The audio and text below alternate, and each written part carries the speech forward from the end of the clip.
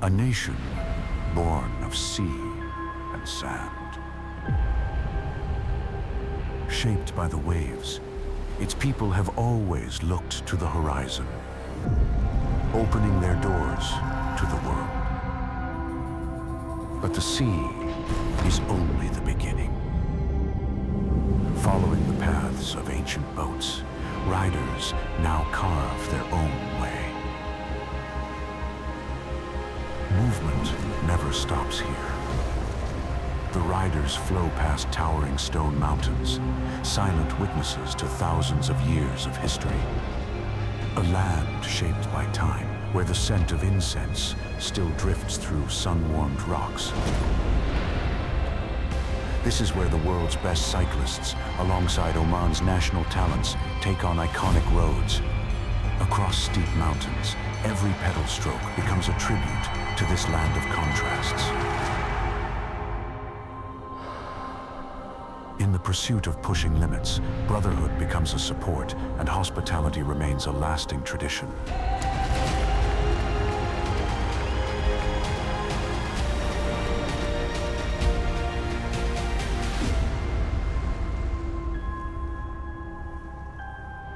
Welcome to Oman. أهلا وسهلا بكم في عمان. Cycling fans rejoice. 6 days of high-quality racing await. In the country described as the essence of Arabia, there is something magical about the Sultanate of Oman, not least for last year's winner of the Muscat Classic, Rick Plumier of Tudor Pro Cycling. First time to defend a victory, so I'm just really motivated to try to do the same as last year. Had a good winter, so I'm really happy to be here and motivated, and I think the shape is there, so I will try my best. Last year I was top 10, I think I was 6, 7, so I hope to be there again this year. In terms of condition, I think I'm good. I did well trainings. I'm quite motivated. La Muscat Classic è una gara particolare perché 3 km dall'arrivo con una discesa molto ripida e quindi è fondamentale farsi trovare pronti sull'ultima salita e avere la forza per fare un buono sprint. My targets are clearly to win in Oman, in this week in Oman. Maybe the profile of Muscat Classic is the best profile for my characteristic, and with my condition I can try to take the win.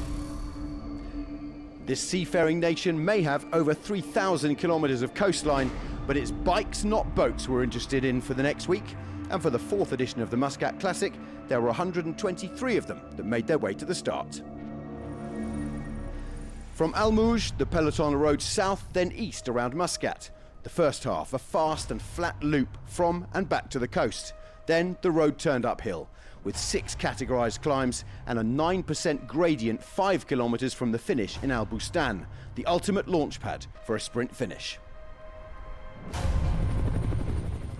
Off we go then. A beautiful day and a beautiful country, and their famous hospitality extends to cyclists this week. Adam Yates from UAE and Valentin Paré-Pintre from Soudal Quickstep heavily tipped due to their explosive power on those short double-digit gradients. Surely it's too hard for pure sprinters, but gritty, steely puncheurs like Mauro Schmidt, Lorenzo Fortunato and Christian Scaroni have shown good early season form. You can never discount Sepp Kuss either. Ivan Garcia Cortina, Brian Cockard, they're all here. But hang on, an early attack right out of the blocks. Baptiste Weisstroffer from Lotto Intermarché. John the Baptist, and the Baptista's gone.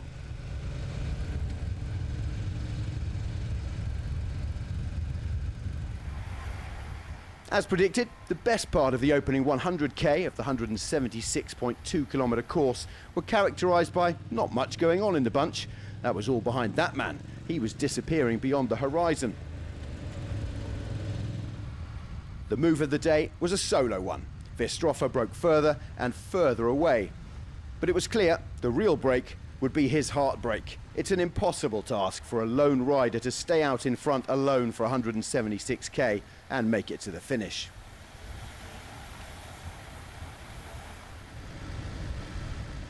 The maximum advantage he got was 5 minutes 35, which is one of the biggest gaps of the season so far. It was reached early on as well, at kilometre 16.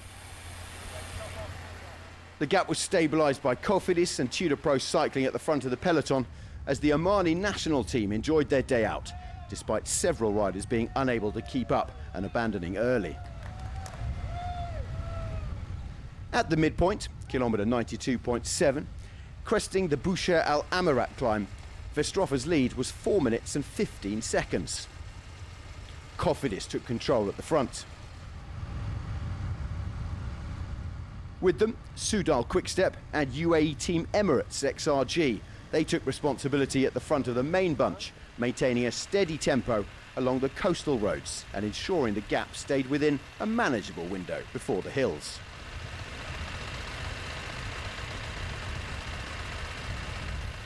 After that, though, that gap came down quickly.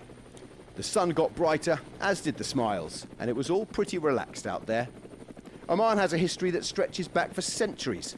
Its position on the Silk Road trading route meant it's always welcomed cultures and people from all over the globe, from east and from west. The story of Oman is a story of a culture built on unbelievable hospitality and beauty, and it was all on show today. There's always the potential for crosswinds across the Gulf of Oman, but the breeze remained light and it allowed the peloton to stay compact and calm. The first half of the race, as we saw on the route map, was largely flat and exposed, but as the race reached the 80-kilometre mark and began its turn inland towards the first categorised climb of Al Jabal Road, the gap began to drop significantly. By kilometre 88, the peloton had reduced the breakaway's lead to under 2 minutes, signalling the end of the calm phase. And it wasn't really a breakaway, just that man out on his own. Baptiste was maintaining an average speed of 43.1 kilometres an hour, despite the rising heat and a lack of support in the wind. The burden of the chase remained on Cofidis, who were riding for Brian Coquard, and also on Tudor Pro Cycling. Throughout this second quarter of the race, Adam Yates' team remained strictly in the second block of the peloton. They didn't contribute to the pacemaking. Instead, they focused on sheltering Adam Yates from the crosswinds that had started to pick up a little as the road curved by the coast. Verstoffier's lead was up to 5:10 again, and he maintained that average speed. But the burden of the chase remained on Cofidis, Tudor Pro Cycling, until UAE Emirates XRG got involved.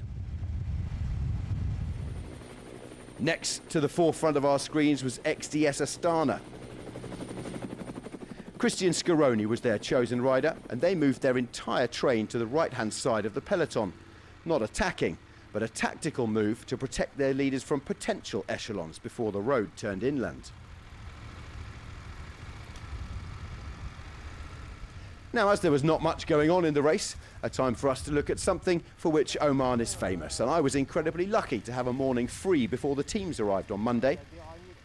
I entered into another world, spending time in a part of this planet where I was just a visitor, an observer, donning a wetsuit, fins and mask, as you could do if you come and visit Oman. We can enter the world of the magnificent, the graceful, and the both enduring and endangered turtles of the Arabian Gulf. No such thoughts, though, for Verstoffier. He had chain problems.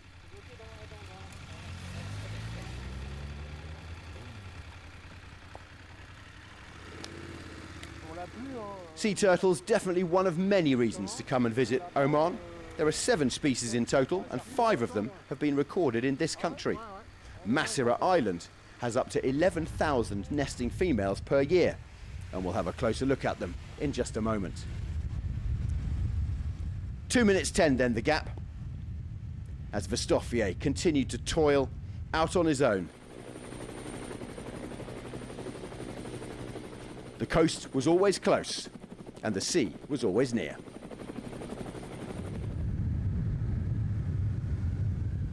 It got closer and closer as well at the head of the race for Baptiste Verstoffier. This was an extraordinary effort from a young man still chasing his first win since turning pro. Behind, though, the pace increased. The peloton started to stretch out, and Verstoffier started to feel it, as did his chain. Wasn't quite fixed yet. The first time up Al Jissa, 1.1 kilometers, and really punishing gradients.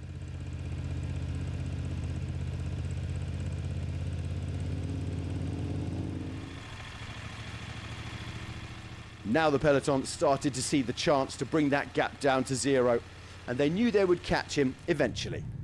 The question was, when would it happen? He was still out in front and still on his own.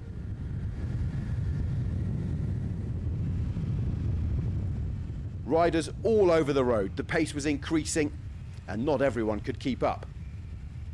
Teams were shattered, riders individuals as opposed to riding as a collective. Verstoffier kept on going with encouragement from his sports directors and from the team cars. And the peloton did come back together to make sure they chased him down. This must have been a discouraging sight. Two sides of the same road, Verstoffier passing on the right and seeing the chasing pack getting closer and closer. Now the lactic acid was really starting to build in his muscles. Those quadriceps, those hamstrings, and those arms too, really beginning to burn. And yet, behind him, still the peloton came coming. Heads down, speed increasing, and it was just a formality. Back to those turtles. Assalamu alaikum, sabah al khair. Good morning everyone. So welcome on board. The name of the boat is called Amber 7. Today you will see turtle. Stay away from them. So you will see the turtle come to you, but it's okay. But please don't touch. Don't give him any food like from anything.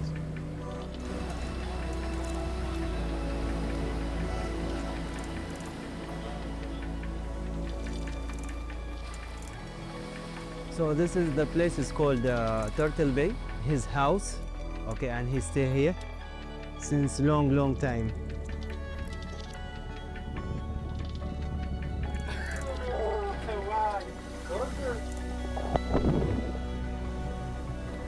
It's possible to come all the year, but there is season, so he can go to the island, okay, for 5-6 months, and then he stop, he's close the island.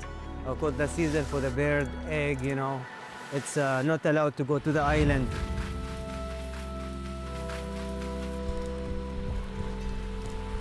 So the turtle here, when you see, like you saw all of them like in one spot, like many turtle. But sometimes you saw like big one, like many, maybe 2 or 3, like by himself, like it's away from them, and then he come back again. So this is the place for them. The turtle, like he eat like color and small things. In Oman, we welcome all of the countries around the world. Like we are friendly for the peoples. For us, like we saw many, and it's our friends. We are so happy, like when we saw people from outside to come and then to see, you know, turtles. And some people said like, it's never ever we see like turtles.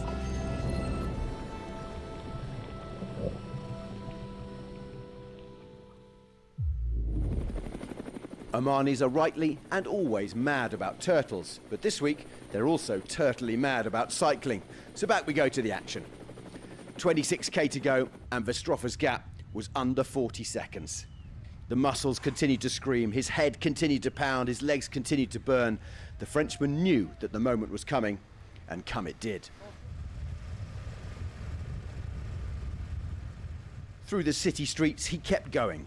And as Hamria approached, he could hear the engines of the race motorbikes getting closer and louder. Until, on the slopes of the penultimate climb, the peloton had him in their sights.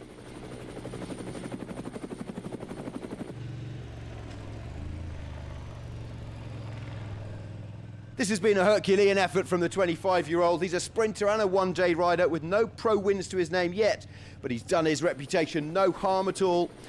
Over 150 kilometres, all alone. The sponsors are happy, his sports directors are happy, and I hope he's very satisfied and proud of himself too. Talk about putting yourself out there.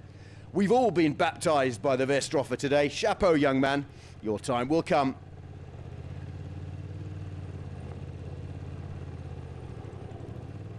Well, with Baptiste Vestrofa caught, the peloton is reduced to approximately 50 to 60 riders.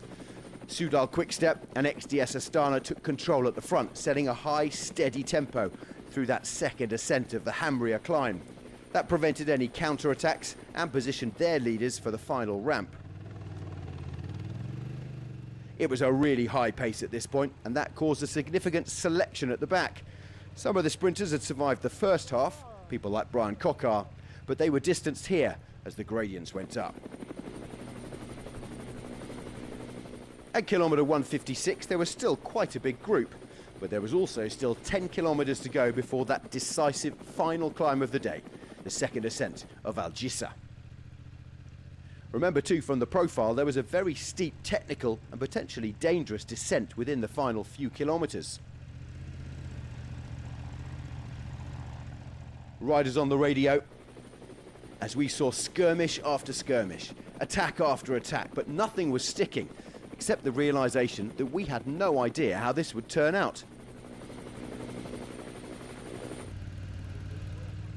Movistar were up there, Tudor were there, Education First, Visma, Jayco, Soudal Quickstep, Cofidis, Uno X and UAE.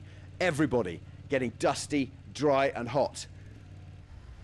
Those bidons were very necessary indeed.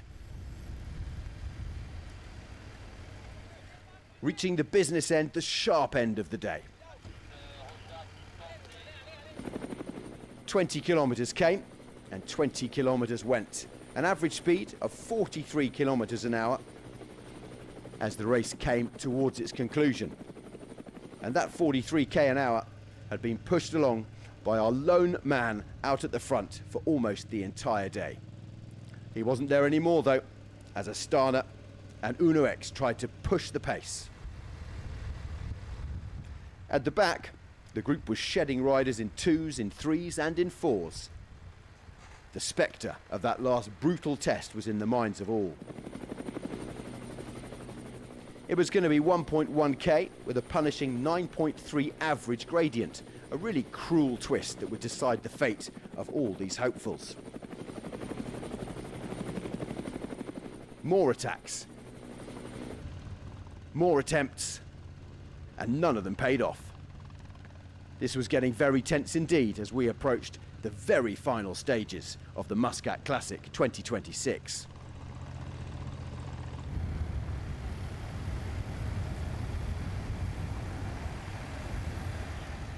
All the teams gathered, whoever was left, for the denouement of this first of 6 days racing in Oman, and we knew that soon someone would have the legs, but we didn't know who it would be, and we didn't know if it would be one man alone or a few together. 5 more kilometres in the wheels and 15 kilometres now left. Still the pace increased and the peloton stretched out further and longer. And still we had no idea what was going to happen. Lotto knew that it could be them, so they put their jerseys in the front and centre once again. Still 2 Omani national team riders were up there in that front group. And it was the first of a few very, very good days for those young riders who are looking to focus on their future as professional cyclists.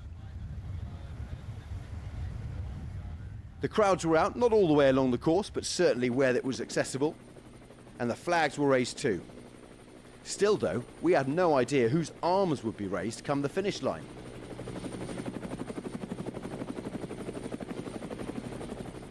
Lotto Intermarché had been centre of your TV screens for most of the day, and here they were again. Then it was Soudal Quickstep's turn, hoping Valentin could paint the town red and blue. Tudor Pro Cycling came to the front, pulling for last year's winner Rick Plumier, hoping he could ruffle feathers again. But for poor Baptiste Verstoffer, he was out of the back, and understandably so. Plenty of TV time for the man who has already started and finished 4 races this year, despite it being just the beginning of February. At the front now though, the jerseys of Jayco Alula, heading the bunch, and with 9 kilometres left, they sent out last year's Tour of Guangxi winner, Off went Briton Paul Double at the double, but he soon found trouble as Juan Sebastian Molano and Ivan Garcia Cortina, two of the fancied names of the day, chased him down. At that point, the elastic looks like it might have snapped, but even this break came back.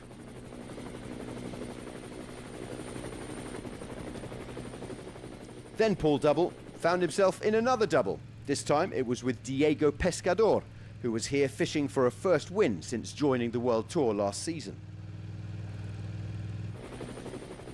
Whittled down like a set of home-carved chess pieces, the bunch got smaller and smaller, but just have a look on the left-hand side of that little bunch just behind the leaders. It was the winner of the Tour of Oman for the last 2 years, Adam Yates, and with him a two-pronged Jayco duo, Mauro Schmidt and Lucas Plapp. This was at 5 kilometers to go as the gradients of Al-Jissa started to punish. Yates launched the definitive attack of the race, and the only two riders able to bridge that gap were those Jayco names of Schmidt and Plapp. Nobody else from the chasing group, not even Sepp Kuss or Christian Scaroni, could match that initial acceleration. And away they went, the three Muscateers, and away they stayed.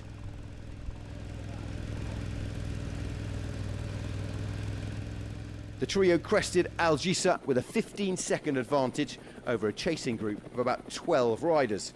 And during the fast, winding descent towards Al Bustan, Jayco Alula utilised that numerical superiority. Lucas Plapp took to the front, driving the pace, and ensured the chasers remained at bay. Mauro Schmidt sat in the second wheel, protecting his legs for the sprint. This was clearly something they had planned. Yates realised he was being boxed in by the Jayco pair, and he attempted two short kicks on the flat sections of the final 3K to break their rhythm. But those moves were covered easily. Into the final 500 metres, and Plapp continued to lead out the trio once he got past Adam Yates, who was desperately trying to get away. In the end, it was Schmidt, it was Yates, and it was Plapp. The finale was entirely straight after this left-hand bend. At this point, Plapp is sitting on the back wheel, with Schmidt forcing the pace at the front, trying to shake the UAE rider Adam Yates. But he wouldn't be shaken, as behind the peloton did start to catch the leading trio. Those three averaged 48.2 kilometres over the final 5 kilometres. As Plapp went and Yates knew that he had to chase, Schmidt was perfectly happy just to sit on the wheels. Classic tactics when one team has two riders and the other only has one. What could Adam Yates do in this situation? It turned out not very much. Plapp leading from the front and Schmidt just sitting in the wheels, not expending too much energy at all. Yates knew there was only one thing he could do, and that was to take a long-range effort to try and beat the two Jayco Alula riders. And that is exactly what he tried to do. Round the final roundabout, into that finishing straight, and Adam Yates readies himself for one final play of the cards. Not happy that the others weren't doing any work, but why should they? They knew that Yates was the man who loves this country and is the favourite to win the Tour of Oman for a third consecutive year when it starts tomorrow.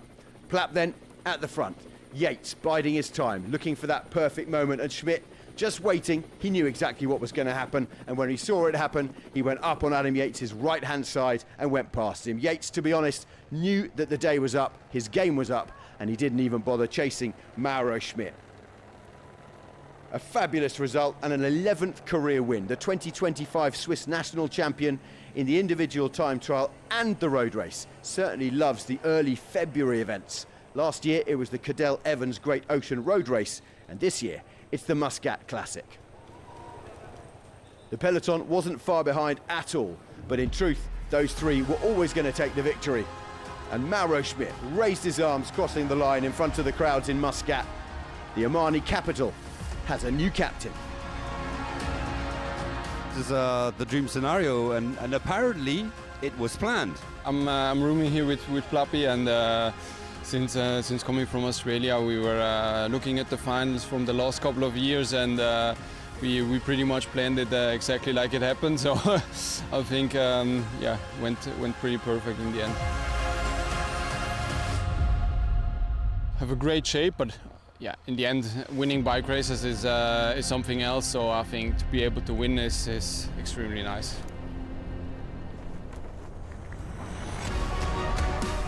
Some phenomenal performances out there. Baptiste Vierhofer certainly taking all the plaudits in the early stages of the day. And those three, your podium for the Muscat Classic 2026. Confirmation of the top 10 with some well-known names and some names that we'll see coming through in the future, making up that top 10 of your overall classification. But it's not over yet, cycling fans. The Tour of Oman starts tomorrow, and we'll be back bringing you all the action.